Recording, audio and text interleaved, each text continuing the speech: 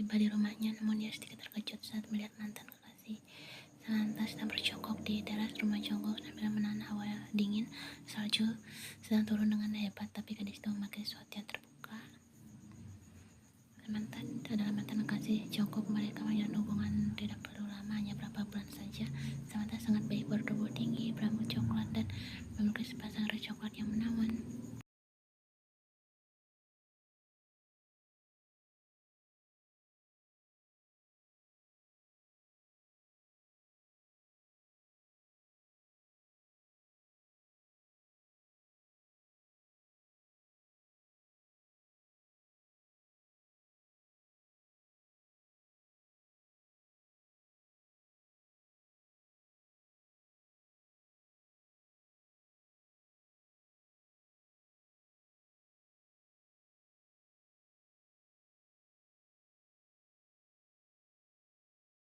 Samantha senyum. Dia mengikuti langkah Jongkok masuk ke dalam rumah. Jongkok mempersilahkan Samantha duduk, lalu dia berjalan menuju dapur. Bukan tanpa alasan, sebenarnya Sam masih sangat mencintai Jongkok. Saat dia memilih mengakhiri hubungan mereka, Sam tak bisa menolak. Sam tahu jika sudah ada seorang yang spesial di hati Jongkok selama ini, dan Sam sadar bahwa dia tak akan bisa menggeser posisi orang tersebut.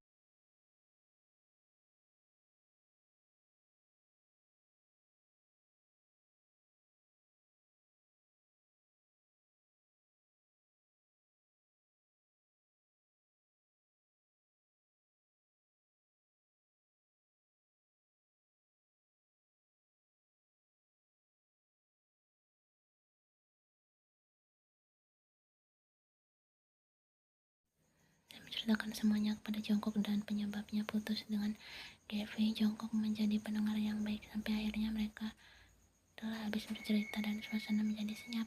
Sam hanya memandang Jongkok. Sungguh dia tidak bisa menahan dirinya saat ini, rasa rindunya begitu besar. Dengan gerakan cepat, Sam dan membuat Jongkok terkejut, lalu kemudian mendorong tubuh Sam dengan pelan.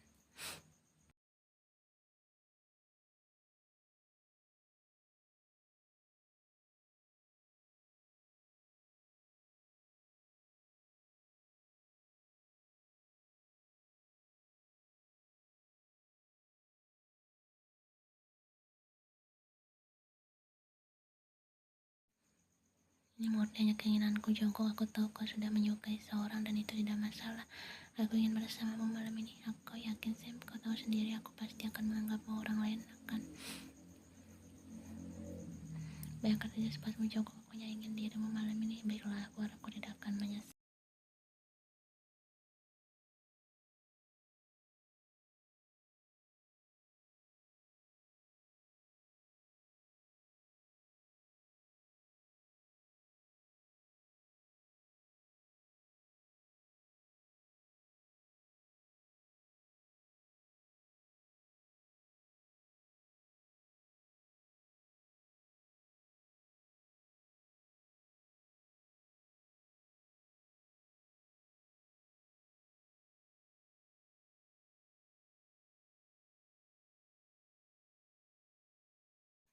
Sam melingkarkan kakinya di pinggang Jongkok saat dia membawanya masuk ke dalam. Yen hanya pasrah saat Jongkok menggeram dan dengan menyebutkan nama gadis bernama Yen. Visual Samantha biarkan. Dia sedang memasangkan dasi di leher suaminya. Sungguh Yen merasakan saat bagaimana bisa di saat libur Natal dia harus balik ke kantor. Katanya sangat penting. Klien dari luar negeri tiba-tiba saja menelpon Taeyong dan mereka sudah menunggu di kantor.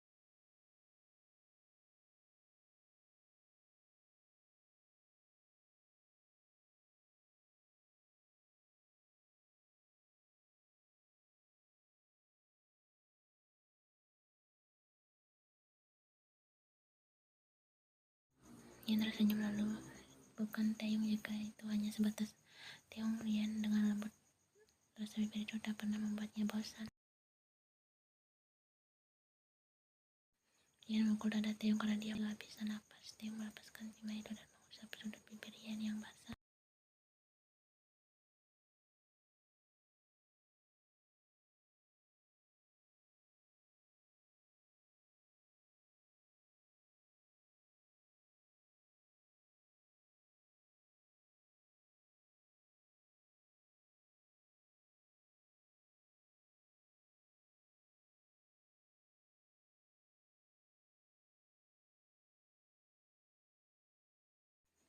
Ian belum melepaskan pelukan suaminya, dia menengok dan menatap wajah Taeyong. Taeyong mengacukan istrinya itu.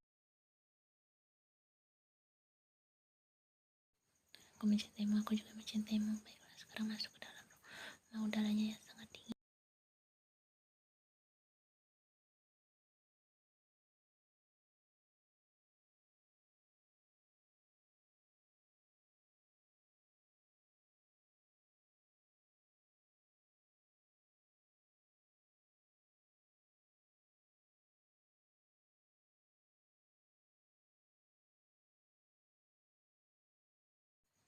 Dia mengemudikan mobilnya berlahan karena perjalanan dia penuh dengan salju. Sebenarnya Theo sungguh tak ingin meninggalkan istrinya di rumah sendirian, tapi urusan kantor yang mendadak membuatnya terpaksa meninggalkan Yen.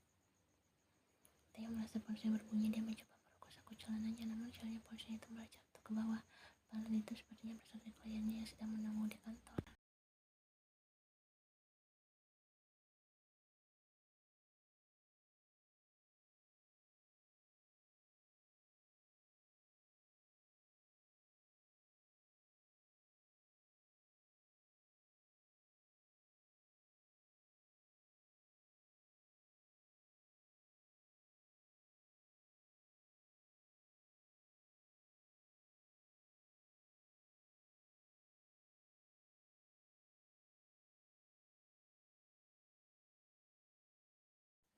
Kecelakaan pun tak dapat dihindari lagi. Mobil Theo terguling dan terseret beberapa meter. Mobil itu sudah hancur dan sangat mengenaskan.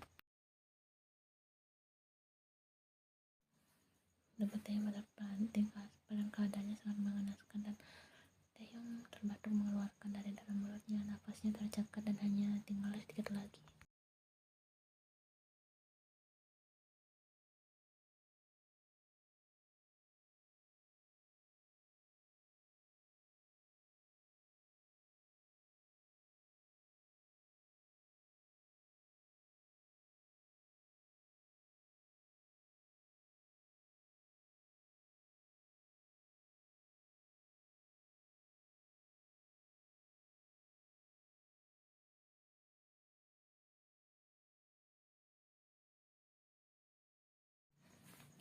Aku mencintaimu, ucap Taeyong yang bersisa nafas terakhirnya. Pandangan Taeyong mulai mengabur. Sebelum akhirnya semuanya menjadi gelap. Orang-orang mulai berdatangan ke lokasi kejadian. Sirine ambulan pun terdengar sangat nyaring. Ambulan mulai datang ke lokasi kejadian untuk membawa para korban ke rumah sakit.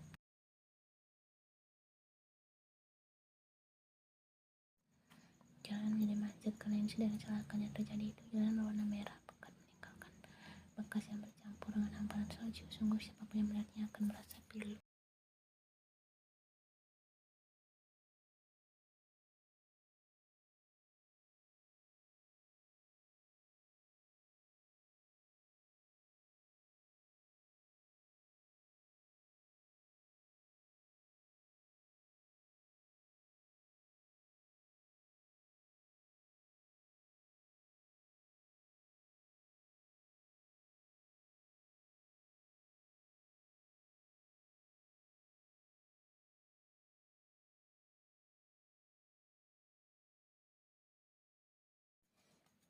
Akhirnya suara ponsel berbunyi membuatnya sadar lalu mengambil ponselnya di atas meja makan. Ternyata itu panggilan dari ibu mertuanya. Ian membuat mengangkat panggilan itu. Halo, Oma. Ponsel dipegangnya langsung jatuh ke lantai. Wajahnya menegang, jantungnya berpacu dengan kuat. Ibu mertuanya baru saja mengatakan bahwa Taeyong kecelakaan.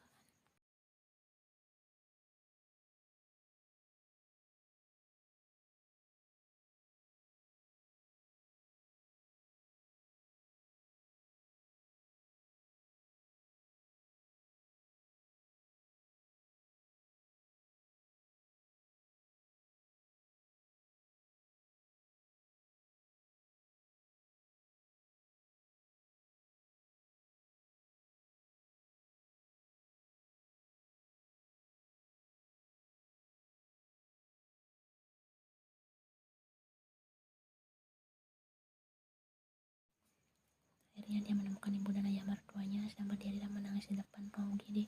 Ian menjelma mendekati Taeyong. Taeyong lalu menangis dan memeluk Ian dengan erat. Oma, Taeyong. Ian merasa tercekat sampai tak bisa berkata-kata lagi.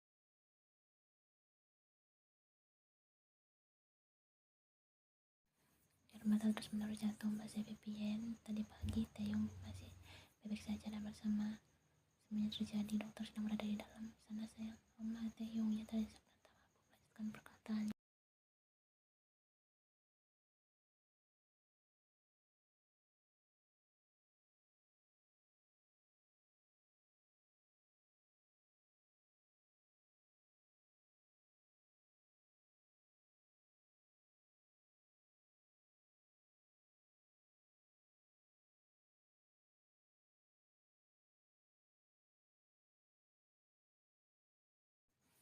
Melakukan Senona, tapi Tuan Taeyong memang sudah tiada. Betul terlalu berat membuat dan Tuan Taeyong rusak mengalami pendarahan hebat. Kami tidak bisa menyelamatkannya.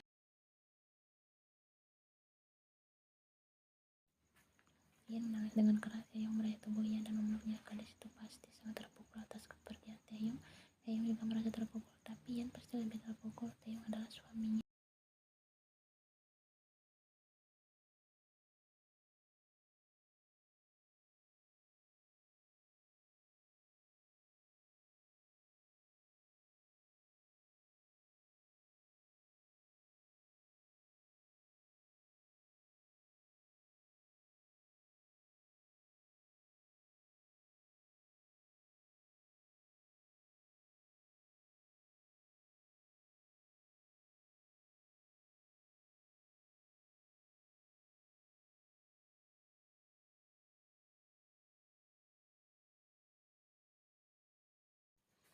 Dia masuk dalam roti tersebut dengan langkah lemah. Dia melihat Taeyong sudah terlanjur kaku dengan kain putih yang menutupinya dari kepala hingga kaki.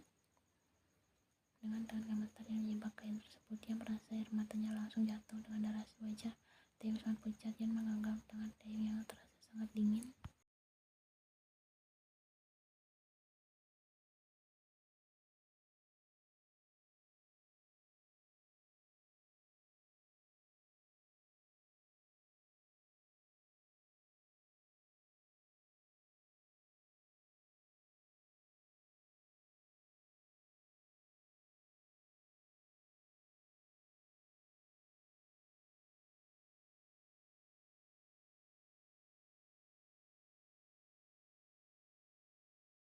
Bisik yang telinga Taeyong. Yang harus mengikhlaskan Taeyong. Tuhan telah mengambil Taeyong lebih dulu. Yang memejamkan matanya. Dia harus kuat tanpa Taeyong. Rasanya sangat sulit. Perpisahan yang paling menyakitkan dialah kematian, karena jika dia sudah pergi maka dia tak akan pernah kembali.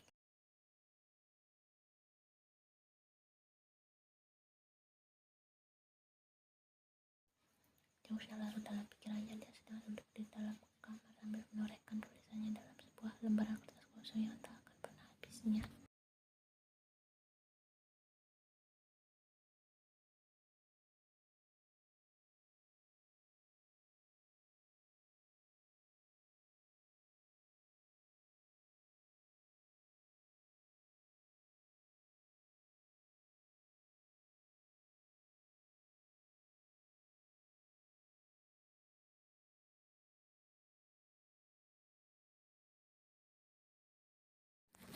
Jo tentu merasa sedih. Taeyong adalah saudara Jungkook satu-satunya di dunia dan dia tak menyangka Hyungnya akan pergi secepat itu. Rasanya Jungkook menyesal karena dia tidak memberi kabar dan menanyakan kabar apapun. Titik air mata jatuh membasah pipi Jungkook. Ya, ingat pertikaian mereka di masa lalu. Mereka jarang sekali akur karena memiliki pribadi yang bertolak belakang. Bisa dikatakan mereka sering bertengkar, mulai dari masalah wanita dan prestasi.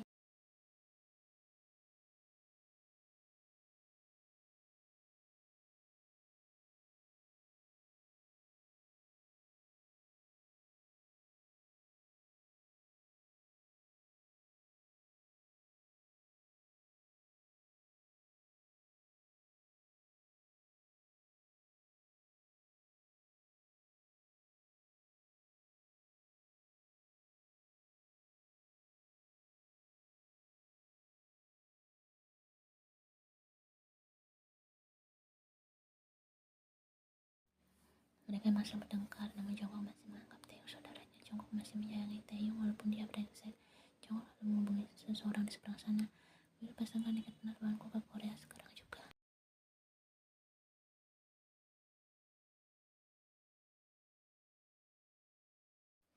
Jika Jongkok bersiap menghadiri pemakaman Taeyong itu artinya dia harus bersiap bertatap muka dengan Yen kan. Pasti keadaan kondisi sangat hancur melihat kepergian suaminya.